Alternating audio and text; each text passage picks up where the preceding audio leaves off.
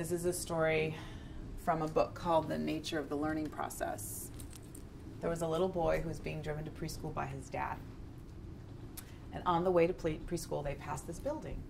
And the little boy, when they got to that point, pointed out the window and asked his dad, "What's that?" And the dad looked and he said, "That's a lumberyard." And the little boy said, "Oh." Next day, driving the same route to school, same point in the ride, little boy sees the building, he points out the window, he says, "What's that?" And this time the dad says, "That's a lumberyard." And the little boy says, "Oh." Next day they're driving to school, they get to the same point in the ride, the little boy sees the building, he points at it, he says, "What's that?"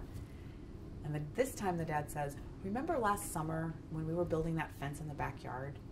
And I told you that the boards that we were using to build the fence came from trees?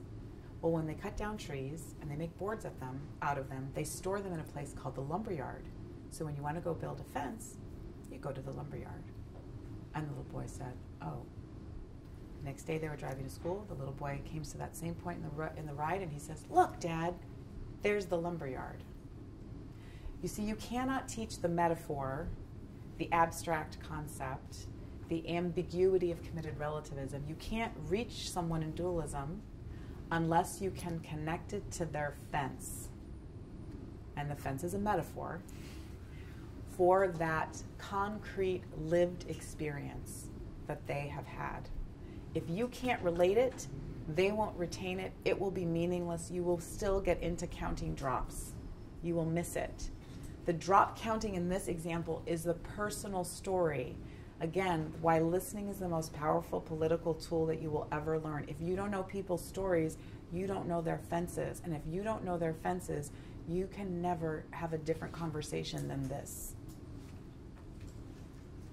And that's why relationships are acts of revolution. Where we build relationships, we will have understanding, we will stand up with each other, we will have compassion, it breaks isolation, it breaks shame. It's why this country in particular is so intent on us not having relationships of any depth or profoundness. Because in relationship, things change. So in this example, right, with the little boy and the fence, all of us have fences. And that's why it's important for us to listen for the fence, to hear the fence. And again, with integrity.